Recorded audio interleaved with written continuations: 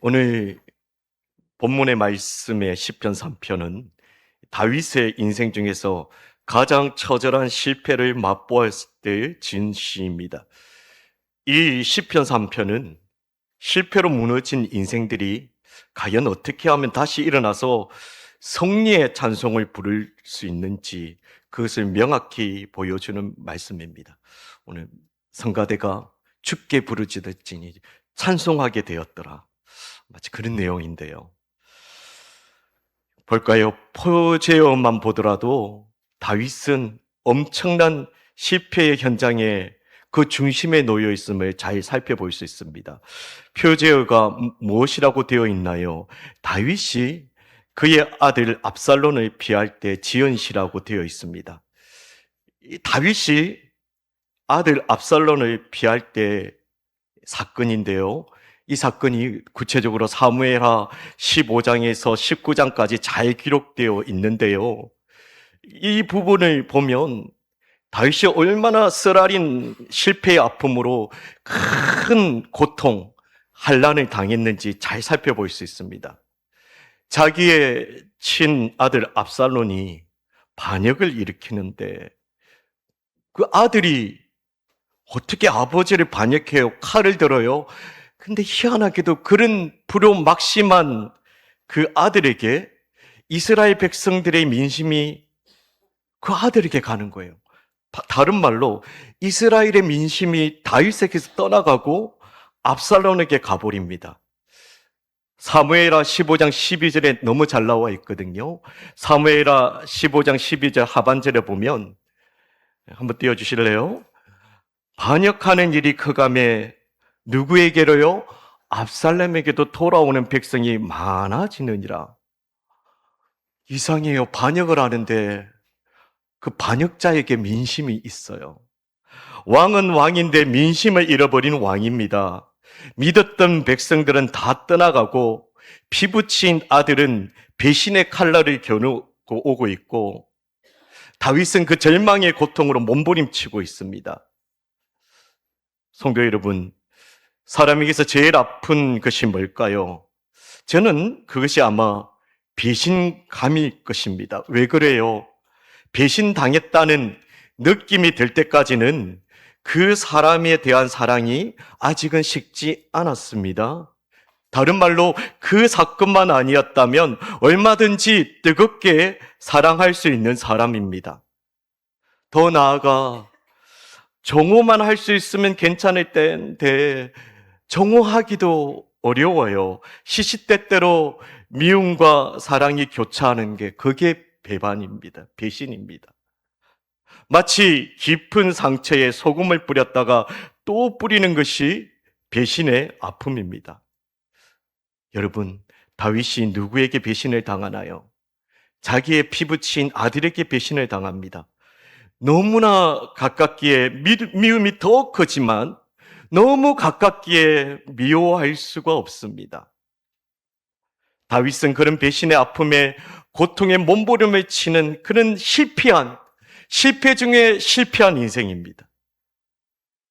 그리고 더 이 실패가 지독한 건요. 내가 실패한 인생이다. 더 마음에 들게 하는 것은요. 이것은 다 다윗 자신의 잘못으로 일어난 사건임을 그가 너무도 잘 알기 때문입니다. 사람이 아무리 어려워도 내가 옳다고 생각하면 스스로 위로가 되어집니다. 이것은 을을 위해 받는 의로운 핍박이야? 이렇게 위로하면 어느 정도 참을 수 있습니다. 근데 다윗은 그런 것이 아닙니다. 명백한 다윗 자신의 죄로 인한 것입니다. 어떤 죄인가요? 우리아의 아내 바스바를 범하고 남편 우리아를 죽인 그 죄로 죄의 대가를 철저하게 치르는 것입니다. 그 죄에 대한 하나님의 형벌이 무엇인가요? 큰 아들 암놈이 이복 동생 다말을 강간하고 동생 압살론이 강간한 형 암논을 죽여버립니다. 설상가상으로 이제 압살론이 반역을 일으킵니다. 다윗은 이런 일련의 아픔들을 겪으면서 이 고통은 순전히 내 죄 때문이다. 분명한 죄책감을 느꼈을 것입니다. 그래서 더 아픈 거예요. 더 실패인 거예요. 그러게 이 실패의 아픔으로 더 크고 더 깊이 좌절감에 빠지는 것입니다. 다윗가 얼마나 실패하고 초라한 인생인가, 그가 얼마나 실패했는지 그가 왕궁을 떠나는 성경 구절을 보면 잘 알 수 있습니다. 사무엘하 15장 30절에 이렇게 말하고 있습니다. 다윗이 갈람산 길로 올라갈 때에 그의 머리를 그가 가리고 맨발로 울며 가고 그와 함께 가는 백성들도 각각 자기의 머리를 가리고 울며 올라가니라. 그가 반역한 아들의 피해 쫓겨갈 때 얼마나 급하게 피했으면 신발 신을 시간도 없이 맨발로 도망칩니다. 얼마나 창피했으면 머리카락으로 얼굴을 가리고 도저히 고개 들 수 없어 고개 떨구면서 펑펑 울면서 궁을 떠나 속히 갈람산 길로 갑니다. 왕인데요, 얼굴을 가리면서 맨발로 급하게 울면서 도망치고 있는 실패자. 이것이 바로 시편 3편의 상황입니다. 얼마나 괴로울까요? 그가 얼마나 실패한 인생인지 너무도 괴로워 참을 수 없어. 오늘 시편 1절 2절을 보면 다윗은 너무너무 괴롭다고 그 괴로움을 토로하고 있습니다. 우리 다 같이 본문 1절 2절을 다 같이 봉독하도록 하겠습니다. 1절 2절 말씀을 다 같이 봉독하겠습니다. 여호와여 나의 대적이 지글이 많은지요. 많은 사람이 나를 대적하여 말하기를 그는 하나님께서 구원을 받지 못한다 하나이다. 여러분, 실패한 자를 가장 괴롭히는 것이 무엇일까요? 아마 다른 이들의 조롱과 조소일 것입니다. 모든 사람들이 다 자기의 실패를 고소히 여기며 얘기거리 삼고 지금 막 조롱해대는 것입니다. 다윗이 그랬습니다. 죄다 보이는 자들이 자신의 실패를 고소해하며 조롱하는 자로 보입니다. 안으로는 배신의 아픔으로 속이 타들어가고 밖으로는 조롱하는 소리로 얼굴 들 곳 없는 눈물 퐁퐁 쏟는 맨발로 고통스러운 실패의 현장입니다. 네, 여러분, 오늘 본문 말씀은 놀랍게 붙잡아야 될 중요한 메시지가 있답니다. 중요한 메시지가 있습니다. 그 눈물 펑펑 흘리고 그 실패자인 다윗이 중요한 것은 실패와 절망감에 사로잡히지만 그 다음으로 다윗이 했던 것입니다. 그 다음에 다윗이 무엇을 했느냐? 오늘 말씀은 그것을 우리에게 전해주고 있습니다. 처절한 실패의 현장에서 다윗은 자신의 절망만을 토로하지만은 않았습니다. 자포자기만 하지 않았습니다. 누군가에게 화풀이 하지 않았습니다. 속으로는 마귀가 죄책감을 주고 이건 다 너 죄 때문이야? 너가 엄난을 정하고 너가 사람을 죽이고 이건 너 죄야. 죄책감을 마귀가 주고 밖으로는 온통 자신을 조롱하는 대적들이고 아들은 아버지를 죽이려고 하는 온통 비참한 실패의 현장에서 그는 결코 포기하지 않았습니다. 절망으로 생을 포기하지 않았습니다. 인생의 가장 처절한 실패 현장에서도 오히려 이상하게도 한번 고백할까요? 담대한 믿음으로, 이상하게도 담대한 믿음으로 나아갑니다. 그 믿음으로 실패의 쓴 잔을 마시지만 오히려 그 마지막 고백이 오늘 성가대 찬양처럼 찬양의 고백입니다.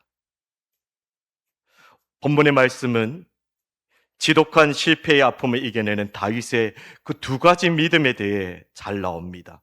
실패를 이기는 다윗의 첫 번째 믿음은요, 하나님을 전심으로 부르짖는 믿음입니다. 우리 한번 고백할까요? 하나님을 전심으로 부르짖겠습니다. 다윗에게는 실패 현장에서도 무엇을 발견하는가요? 하나님, 구체적으로 하나님의 이름을 발견하며 그 하나님의 이름을 부르짖는 믿음이 있었습니다. 4절인데요. 우리 본문 4절 말씀을 다 같이 봉독하도록 하겠습니다. 시작. 내가 나의 목소리로 여호와께 부르짖으니 그의 성산에서 응답하시는도다. 실망했는데 뭐래요? 실망 죽을 것 같은데 그래 죽자, 난 죽어야 돼. 아닙니다. 실망했는데 뭐예요? 부르짖습니다. 하나님, 그냥 부르는 것이 아니라 본문을 볼까요? 성산에서 응답하시도록 사락을 다해.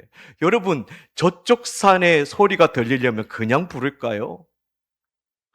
성산에서 응답하시도록 하나님, 사력을 다해, 전심을 다해, 중심을 다해 하나님의 이름을 불렀습니다. 1절, 2절에 많다는 말이 1절, 2절에 보면 너무 많다는 말이 3번이나 나오듯이 뭐가 많을까요? 내 눈앞에 보이는 대적들이 많다는 것입니다. 내 눈앞에 보면 하나님이 아니라 온통 대적들이 많다. 아들이 반란을 일으키는데 백성들이 그 아들에게 모여들고, 사무엘하 17장 1절에 다윗의 신복이었던, 이전에는 그의 신복이었던 아히도벨조차도 자기를 배신해서 압살롬과 함께하고, 나중에는 자기가 1만 2천 명을 택하여 다윗을 치겠다고 했습니다. 그리고 사무엘하 18장에 보면 압살롬 무리 중에 죽은 전사자만 2만 명이 넘기에 그 대적 압살롬과 함께하는 자의 수는 어마어마했을 것입니다. 그러니 대적들은 수적 우세에서 오는 자신감으로 다윗은 결코 하나님의 구원을 받지 못한다고, 너는 구원이 없어, 조롱했을 것입니다. 그런 수많은 대적들이 온통 눈앞에 들어오는 상황에서 두려움을 떨쳐낼 수 있는 그러한 인간의 힘으로는 도저히 불가능합니다. 하지만 그에게는 그 눈앞에 보이는 두려움을 뛰어넘는 힘이 있었습니다. 언제요? 여러 번 있었지만 특별히 그가 왕이 되기 전에, 언제요? 우리가 너무도 잘 알고 있는 블레셋 싸움에서 거인 골리앗과 싸우는 상황입니다. 많은 이들은 그 거인 골리앗, 그 대적의 눈앞에 압도되어 힘이 없었는데, 다윗은 무엇을 보나요? 눈앞에 보이는 골리앗을 보는 것이 아니라 그 눈앞 뒤에 있는, 골리앗 뒤에 있는 여호와 하나님의 이름을 봤습니다. 그래서 4절에 내가 나의 목소리로 여호와께 부르짖는다. 여호와 하나님의 이름이 있습니다. 그에게는 전능하신 만군의 하나님의 이름, 살아 역사하시는 여호와 하나님이 있었습니다. 소년 다윗이 골리앗과 싸울 때 가그의 맹수를 무찌른 승리의 경험과 물맷돌 던지는 훌륭한 기술, 아주 훌륭한 좋은 무기가 됐지만, 그렇지만 그것이 결단코 골리앗을 무찌른 결정적 무기가 되지 못했습니다. 말씀은 골리앗을 무찔렀던 결정적인 무기가, 말씀은 있다. 그게 사무엘 1상 17장 45절인데요. 골리앗을 무찌는 결정적인 무기는, 한번 고백할까요? 하나님의 이름. 우리 한번 읽어볼까요? 우리 다 같이 한번 봉독해볼까요? 봉독하겠습니다. 시작. 다윗이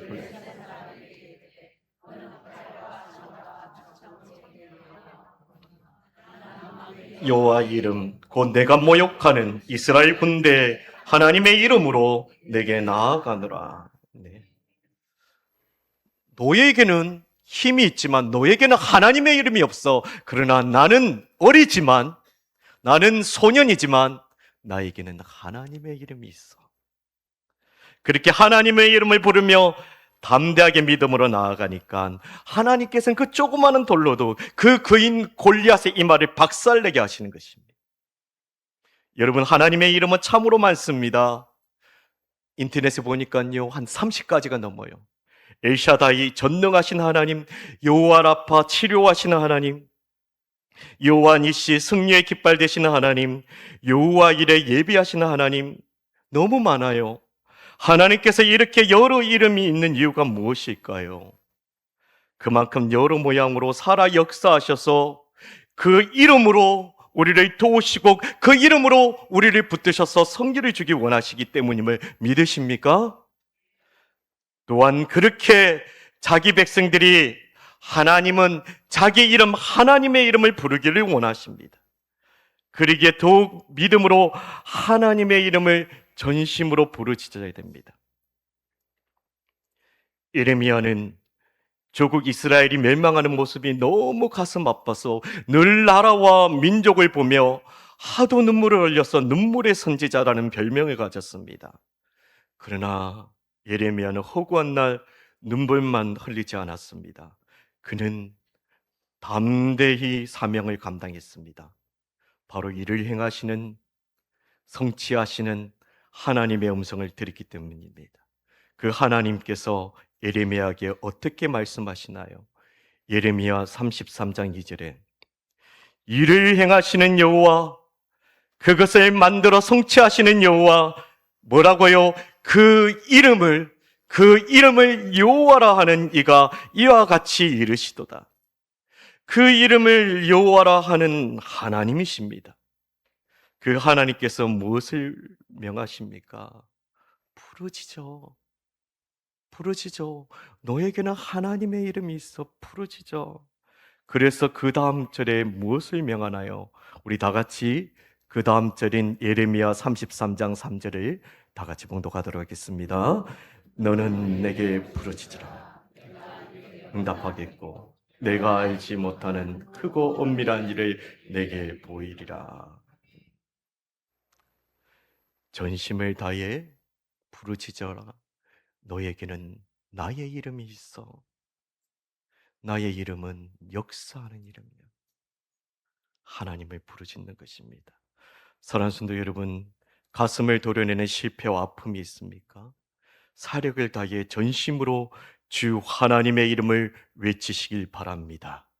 절망에서 만군의 하나님 이름을 전심으로 부르짖으면 실패의 먹구름을 거두시고 찬란한 회복의 은빛 강철을 듬뿍 부어 주실 것입니다. 사랑하는 성도 여러분, 이를 행하시며 성취하시는 하나님의 이름을 믿음으로 전심을 다해 부르짖어서 우리에게 있는 많은 삶의 문제들을, 많은 실패의 아픔들을 날려버리고 하나님의 선한 회복의 역사가 가득하길 주님의 이름으로 축복합니다. 실패를 이기는 다윗의 두 번째 믿음은 여호와 하나님을 바라보는 믿음입니다. 우리 한번 고백할까요? 하나님을 바라보는 믿음. 그것이 3절에 있습니다. 우리 한번 3절 말씀, 본문 3절 말씀을 다 같이 봉독하겠습니다. 여호와여,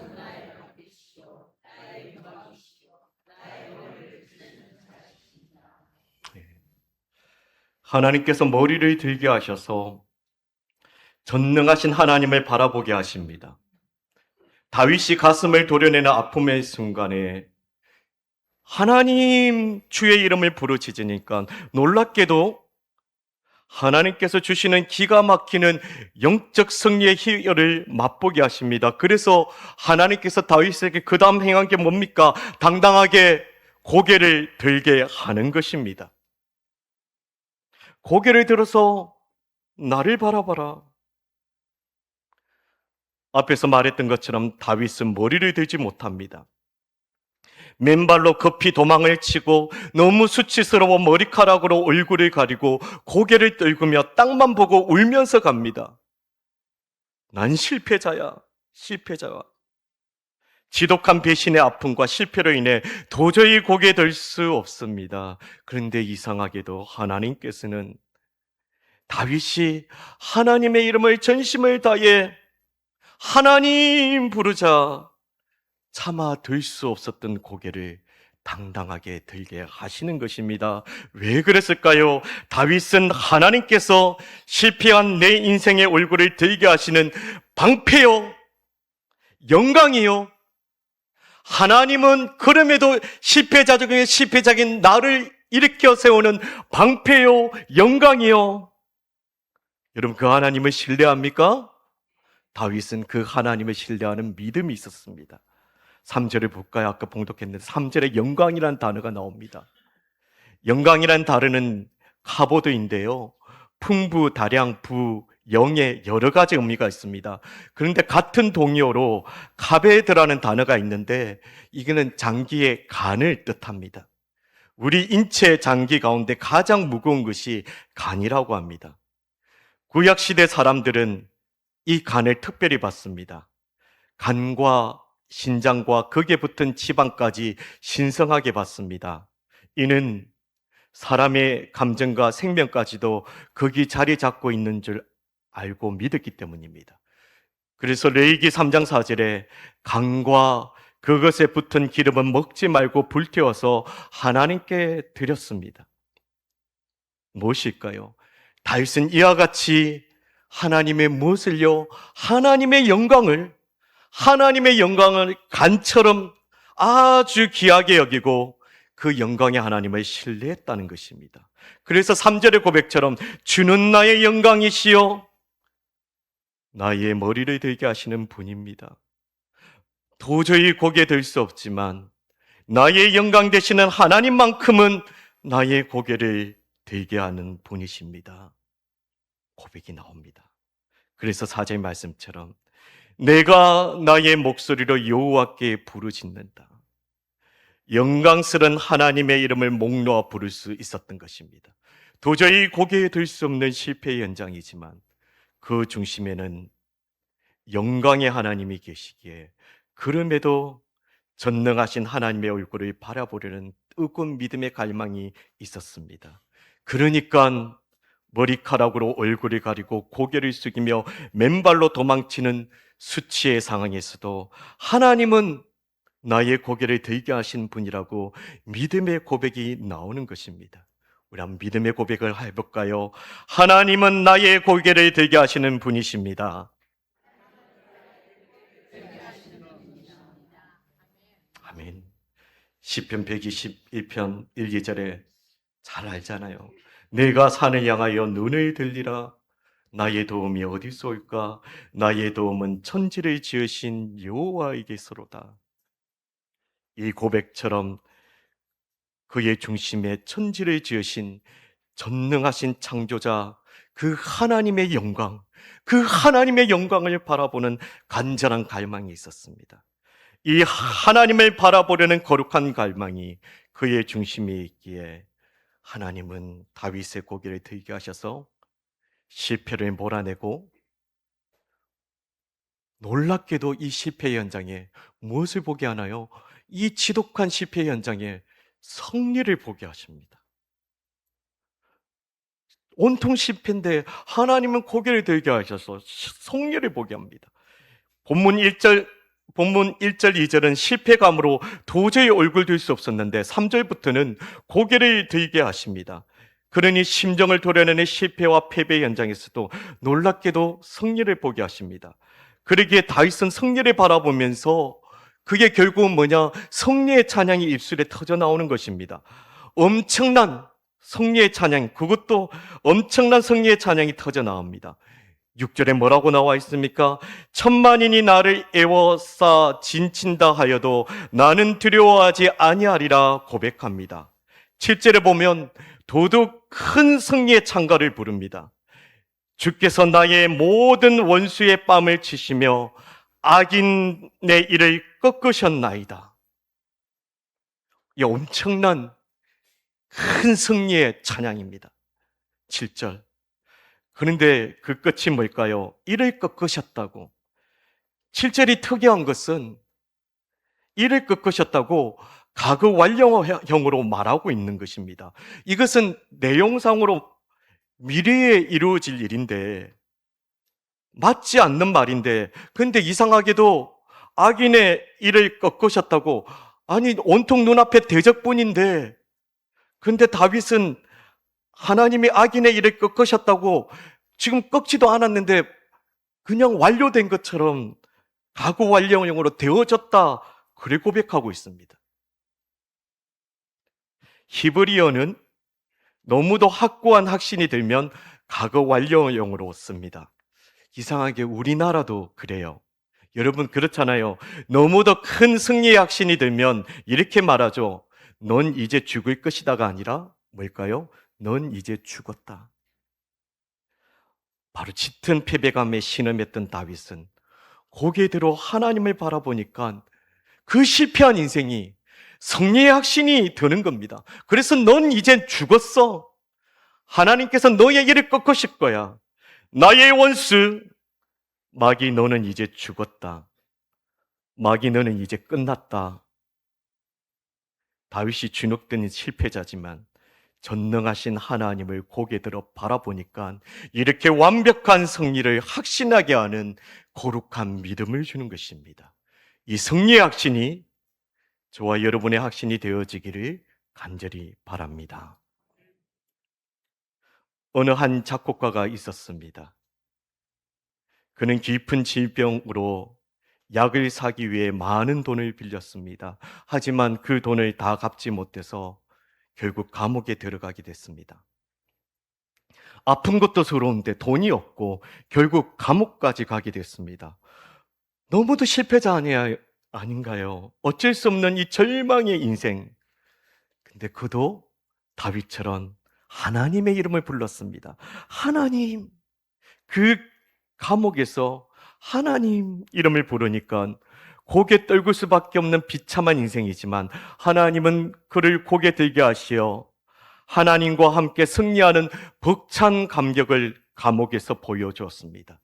그래서 그 작곡가는 그 절망의 감옥에서 승리하신 하나님 그 모습을 바라보면서 악보에 승리하신 하나님을 하나씩 하나씩 적어갔습니다. 그 절망의 감옥에서 만들어진 곡이 바로 하나님의 웅장한 승리를 찬양하는 핸델의 메시아입니다. 할렐루야, 할렐루야, 이 세상 나라들 주 다스리시고 또 그가 길이 다스리시네.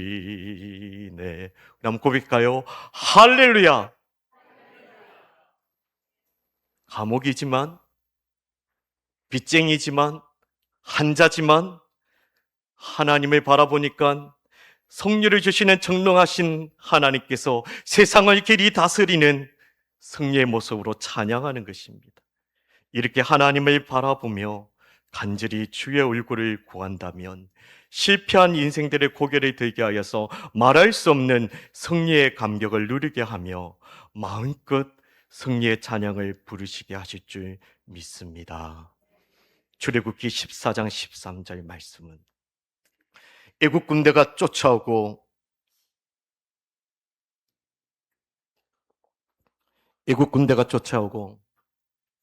홍해 바다로 더 이상 피할 수 없는 절체절명의 상황에서 모세가 백성들에게 선포한 믿음의 말씀입니다. 너희는 두려워하지 말고 가만히 있어서 여호와께서 오늘 너를 위하여 행하시는 구원을 보라. 여러분, 우리는 보아야 됩니다. 가만히 서서 믿음의 눈을 들어 구원을 행하시는 하나님을 보아야 됩니다. 여러분, 구원은 우리에게 있지 않습니다. 구원은 세상에 있지 않습니다. 구원은 하나님께만 있습니다. 그러기에 우리는 구원을 행하시는 하나님을 바라봐야 할 존재입니다. 구원은 하나님에게만 있습니다. 다윗은 이것을 너무도 잘 알았습니다. 맨발로 머리카락으로 얼굴을 가리고 고개를 숙이고 눈물을 펑펑 쏟는 실패의 현장에서도 구원은 하나님께만 있음을 너무도 잘 알기에 오늘 시편 이 3편의 그의 마지막 8절은 바로 이 고백입니다. 구원은 하나님께만 있습니다. 우리 다 같이 8절 말씀을 다 같이 믿음으로 고백할 수 있기를 원합니다. 8절 말씀을 우리 뜨겁게 믿음으로 고백하겠습니다. 구원은 주의 법을 백성에게 성도 여러분, 구원은 하나님께만 있습니다. 다시 한번 고백할게요. 구원은 하나님께만 있습니다. 구원의 능력을 가지고 계시는 그분께서 우리를 사랑하시고 포기하지 않으시고 반드시 구원하시기에 우리에게는 소망이 있습니다. 그러기에 실패의 현장에서 승리의 찬미를 부르게 하시는 주의 이름을 전심으로 부르짖길 소망합니다. 능력의 주님께 여러분의 얼굴을 향하여 들기를 소망합니다. 사랑하는 성도 여러분, 실패의 현장에서 하나님을 부르짖고 바라봤던 다윗의 믿음을 가지고 삶의 먹구름을 이기고 권능의 하나님께서 주시는 승리의 기쁨이 충만하고 그 승리를 찬양할 수 있길 주님의 이름으로 축복합니다.